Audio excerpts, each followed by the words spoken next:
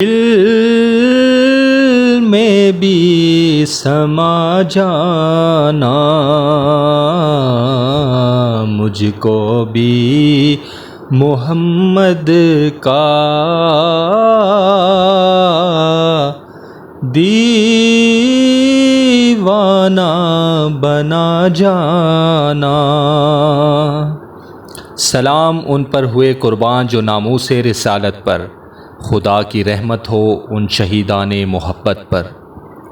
ناظرین کرام، یوں تو دنیا کی تاریخ ایسے لاتعداد شہیدوں سے بھری پڑی ہے جنہوں نے ناموس رسالت کی حفاظت کے لیے اپنی جان کا نذرانہ پیش کرنے سے بھی دریغ ہرگز نہ کیا، کیونکہ مسلمان سب کچھ برداشت کر سکتا ہے، لیکن سرکار دو جہاں صلی اللہ علیہ وآلہ وسلم کی شان اقدس میں گستاخی ہرگز برداشت نہیں کر سکتا۔ آج کی اس ویڈیو میں ہم ایک محب رسول، عاشق رسول غازی علم دین شہید کے ایمان کی خوبصورت اور لازوال داستان پر نظر ڈالیں گے، جس کو سن کر ہر اہل ایمان کا تقویٰ بڑھے گا۔ دوستو، غازی علم دین شہید 1908 میں لاہور کے محلہ چابک سوارہ میں تالے مند کے ہاں پیدا ہوئے۔ ان کے والد محترم تالے مند بڑھئی کا کام کرتے تھے۔ علم دین 5 سال کے ہوئے تو انہیں محلہ کی مسجد میں پڑھنے کے لیے بٹھایا، لیکن پڑھنے لکھنے میں ان کا جی ہرگز نہ لگا۔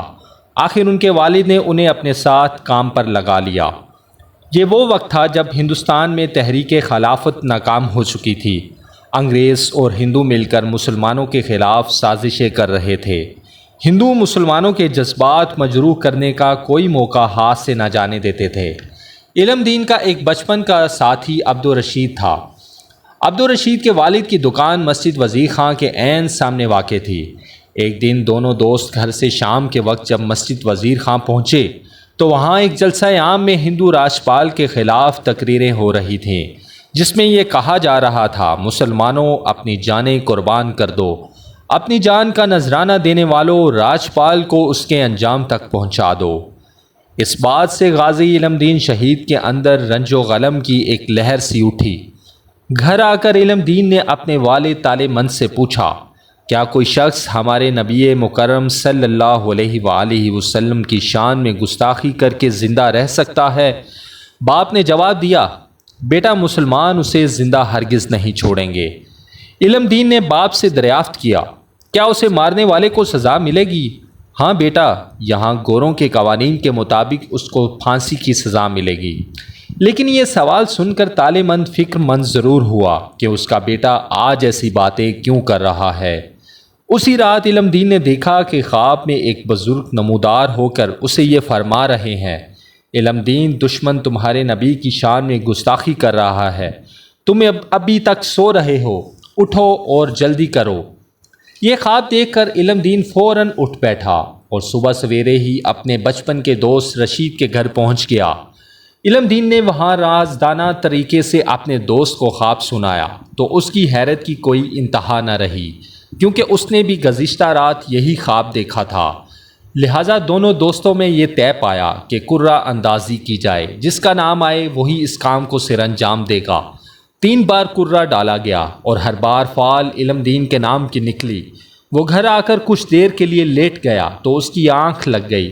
کیا دیکھتا ہے کہ وہی بزرگ دوبارہ نمودار ہو کر اسے یہ فرما رہے ہیں، علم دین، یہ وقت سونے کا نہیں، بلکہ جس کام کے لیے تمہیں چن لیا گیا ہے اس کی تکمیل کے لیے فوری پہنچو، ورنہ بازی کوئی اور لے جائے گا۔ لہٰذا اس منصوبے کی تکمیل کا پروگرام اس نے اپنے ذہن میں مرتب کر لیا، لیکن گھر میں کسی سے اس بارے میں بات بالکل نہیں کی۔ گھر سے گھمٹی بازار پہنچ کر وہاں آتما رام کباڑیے کی دکان سے 1 روپیہ کے عوض لمبا چاقو خریدا اور اسے اپنی شلوار کے نیفے میں رکھ لیا۔ ادھر راجپال بھی دوسرے دکانداروں کی طرح اپنی دکان پر آیا۔ ابھی تکیہ لگا کر بیٹھا ہی تھا کہ علم دین کی چھری ہوا میں لہرائی اور فضا میں ایک پرجلال آواز گونج اٹھی کہ اے گستاخ رسول، مرنے کے لیے تیار ہو جا۔ راجپال نے جان بچانے کی بہت کوشش کی، مگر علم دین کی چھری اس ملعون کے سینے میں پیوست ہو چکی تھی، جو اس بدبخت کے پیٹ کو چیرتی ہوئی دوسری طرف نکل گئی تھی۔ اسلام کا باغی خاک و خون میں تڑپنے لگا اور آخر کار جہنم واصل ہو گیا۔ علم دین اسے قتل کر کے مفرور نہیں ہوا، بلکہ سیدھا پولیس اسٹیشن کوتوالی پہنچا اور خود کو قانون کے حوالے کر دیا۔ قتل کا مقدمہ چلا تو مسلمان وکلا، جن میں قائد اعظم کا نام سر فہرست تھا، علم دین کو بہت سمجھایا کہ راجپال کے قتل سے انکار کر دے، ہم تجھے رہا کروا لیں گے، مگر علم دین تو اب غازی بن چکا تھا اور اسے تو اب میاں والی جیل کی تنگ و تاریک کوٹری میں حسن مصطفیٰ کی نورانی جھلک دکھائی دینے لگی تھی۔ پھر وہ آخر قتل سے انکار کیوں کرتا اور دیدار رخ مصطفیٰ صلی اللہ علیہ وآلہ وسلم سے محروم کیوں ہو جاتا؟ علم دین ہنستے مچلتے اور توحید و رسالت کے نعرے لگاتا ہوا تختہ دار پر تو چڑھ گیا اور اس نے پھانسی کے رسہ کو چوم کر گلے میں تو ڈال لیا، مگر رسول اللہ صلی اللہ علیہ وآلہ وسلم کے دشمنوں، اسلام کے باغیوں اور حق ہدایت کے ویریوں کو یہ بتا دیا کہ جب دنیا کا قانون ناموس رسالت کی حفاظت نہ کر سکے تو پھر اس کا تحفظ مسلمانوں کا خون کیا کرتا ہے۔ پھانسی کے بعد جیل کے عملے نے اس عاشق رسول کو رات کے اندھیرے میں جیل کے احاطے میں کسی معروف غیر معروف جگہ پر دفن کر دیا۔ ادھر مسلمانوں کو پتہ چلا تو ایک بار پھر مرد مومن غازی علم دین شہید کی نعش مبارک حاصل کرنے کے لیے مظاہروں کا طوفان برپا کر دیا اور آخرکار اس مرد حق پرست کی نعش مبارک لینے میں کامیاب ہو گئے۔ ہزاروں مسلمانوں کی موجودگی میں شہید کی قبر کھودی گئی۔ جوں اس مرد غازی کی قبر کی مٹی ہٹاتے گئے ویسے ویسے جنت کے باغوں کی خوشبو سے زائرین کے دل و دماغ معطر ہوتے گئے۔ جست خاکی ظاہر ہوا تو کفن پر گرد و غبار کا نام و نشان تک نہ تھا، بدن بالکل تار و تازہ تھا، ایسا معلوم ہوتا تھا جیسے قبر سے کوئی میت نہیں بلکہ حیات ابدی کا کوئی پیکر بن کر باہر نکلا ہو۔ اور پھر میاں والی سے لے کر داتا کی نگری لاہور تک سارے راستے کو معطر کرتا ہوا غازی علم دین شہید بالآخر لاہور پہنچا۔ غسل دیا گیا مگر کفن پہلا ہی رہنے دیا تاکہ کفن کی خوشبو سے میانی صاحب کا پورا قبرستان معطر ہو سکے۔ حاضرین میں سب سے پہلے حضرت علامہ محمد اقبال اور حضرت مولانا سید دیدار علی شاہ قبر مبارک میں اترے اور پھر میت کو بصد احترام اپنے ہاتھوں سے لحد مبارک میں اتارا۔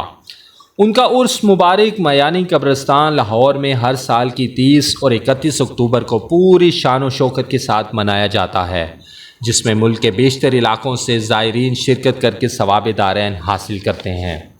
دوستو، اگر آپ کو یہ ویڈیو پسند آئی ہو تو ہماری حوصلہ افزائی کے لیے ہمارے آفیشیل یوٹیوب ڈاکومنٹری چینل کو لائک، سبسکرائب اور شیئر کرنا مت بھولیے گا تاکہ ہماری آنے والی ہر نئی معلوماتی ویڈیو آپ تک بروقت پہنچ سکے۔